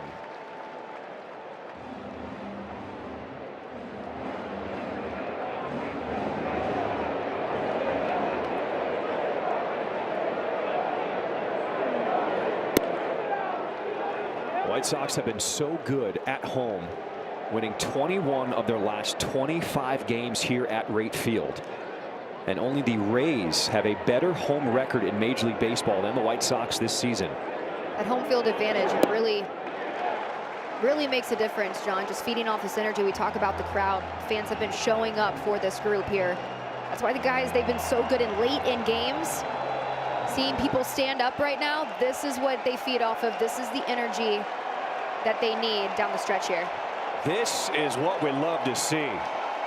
White Sox fans showing support, pouring in the energy. As Sean Newcomb trying to end this top of the 8th. Fastball, got him looking, strike 3.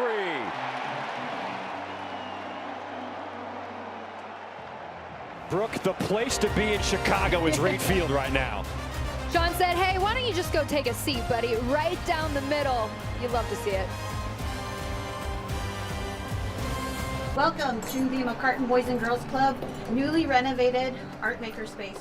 The McCartan Club not only gives kids a place to tap into their creative interests, they nurture kids and they do it for their lives. We were just so proud that the McCartan Club in the art maker space was one of our Diamond Impact Award recipient organizations. Toby Ramos and the White Sox graphic design team helped work with the students here to inspire some of the artwork you're seeing.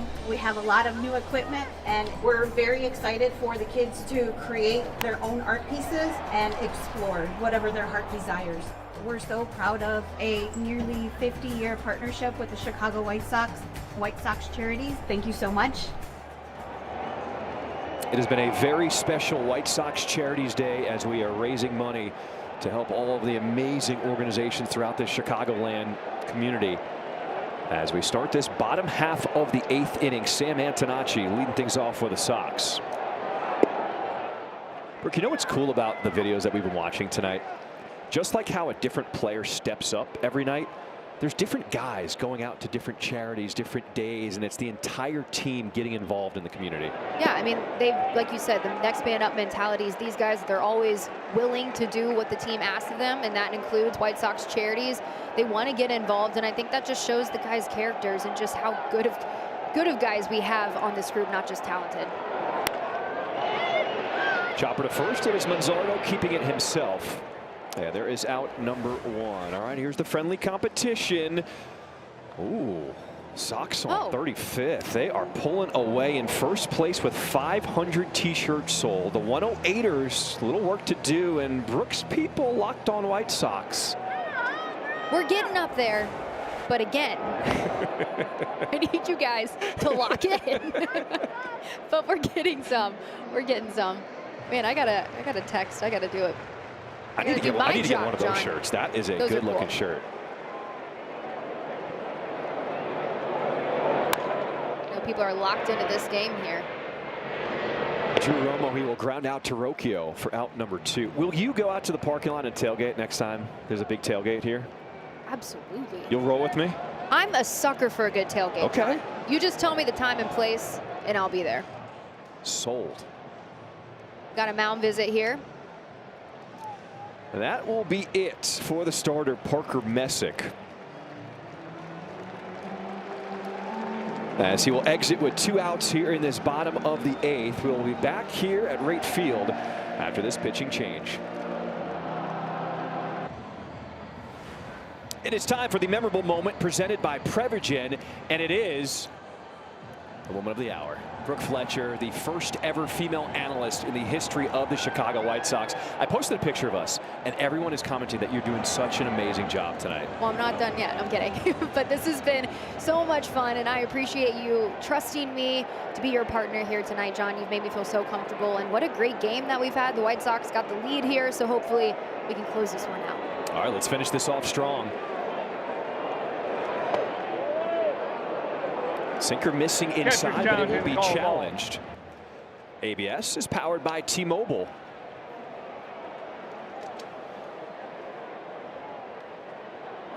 And it does catch the strike zone, so it is overturned. As Miguel Vargas.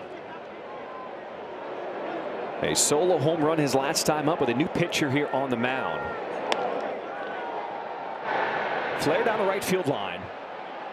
And nobody's going to get there as it lands in foul territory. All right, Brooke, let's go back to the swing in the 6th inning. He squared up on the ball in his first AB, just needed to make a little adjustment. There's that homer. Again, Will Venable putting him at the top of the lineup for a reason. It sounded pretty going off the bat. And 376 feet, John. He crushed that one. White Sox could use a little insurance.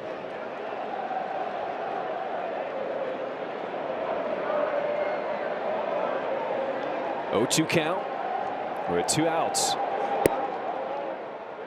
As Colin Holderman overthrew that one a little at 99. No, we had that nugget up there just talking about guys on the team that have had over 17 homers this year. Mooney, Colson, Miguel being one of them. Just talking about his leadership and guys just stepping up with Mooney out. Miguel, he was struggling a little bit, you know, just which happens in a season. But his leadership and the way that he's been able to step up in big moments for this group, we saw with the homer here tonight, just takes one swing just to get back on track. We'll see what he can do here. Wild with that sweeper. And the count is now full here to Vargas.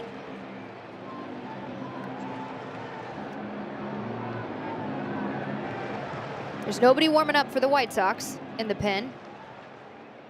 So continue with Nuke out on the mound. Did he go? He did. Ooh. So that's going to be strike 3. White Sox need 3 more outs to wrap this one up. Let's go to the 9th. Are proud to honor our hero of the game. I pay tribute to Staff Sergeant Anita Newhouse of the Illinois Army National Guard. All right, that was our special GovX hero of the game. Sean Newcomb drops in that breaking ball, strike 1.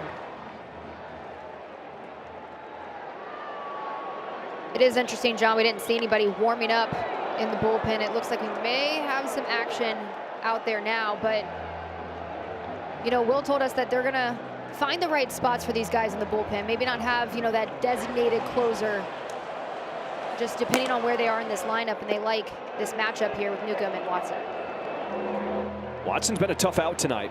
His first career home run in the 5th, then singled in the 6th.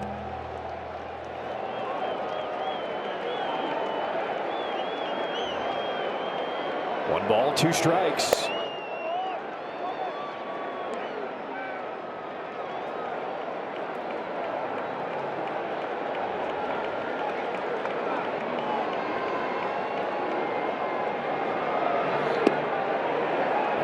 Missing outside. It is now full. White Sox a chance to win this series and take over sole possession of first place.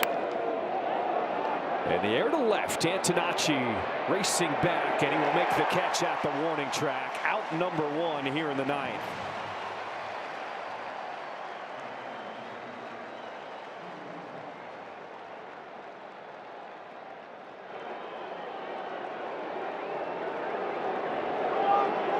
Keeping him in here to face another lefty. We know how tough that Quan can be on an opposing pitcher, but we still got some action there out there in the bullpen. Righty and a lefty now warming up for the White Sox just in case. As Newcomb fires in, strike 1 here to Stephen Kwan.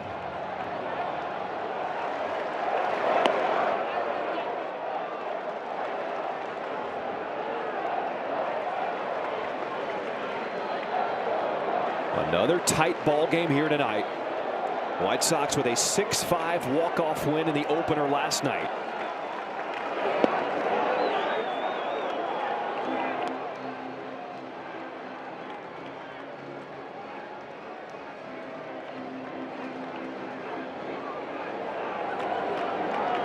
Two balls and a strike.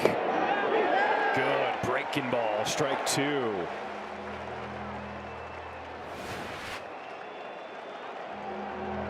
Sean just getting him there on the inside. That was a nice pitch. A safety swing as Kwan last minute stays alive.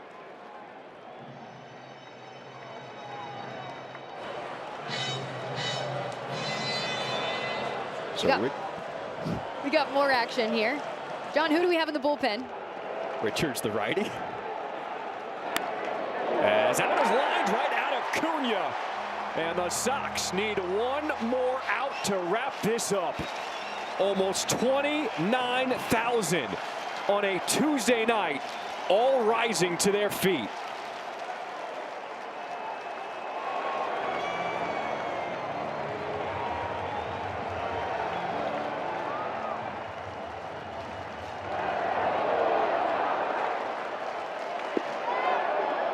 Breaking ball misses as Austin Hedges 2 for 2 tonight. Single, double, and hit by a pitch.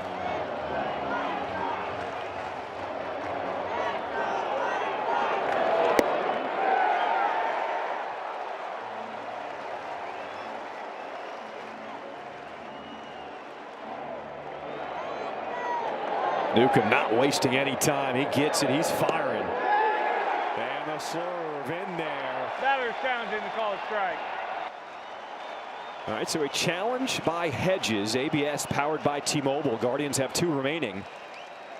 The call is confirmed. Cleveland has 1 challenge remaining. And now they have just 1.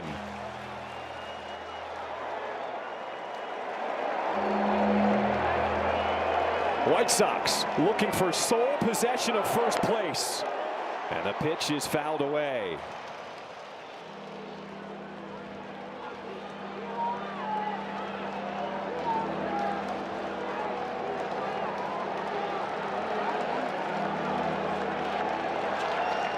Sean Burke started it. And now Sean Newcomb trying to finish it off. 1-2. Got him! And the White Sox, with a 2-1 win over the Guardians, take this series. And they now sit atop the division here in the AL Central by themselves. That is now 9 straight series wins here at home.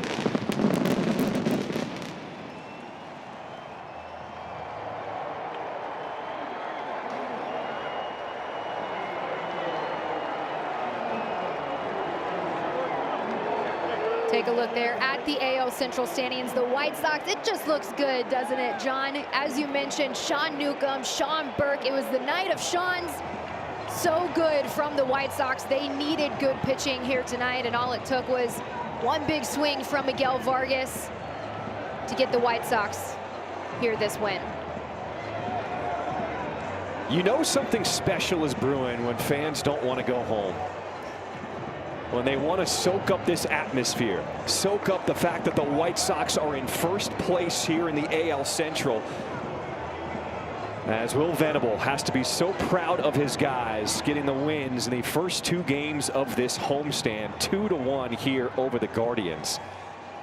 And Brooke, let me say it was an honor to be your partner and watch you make history. It was a fun night here in Chicago.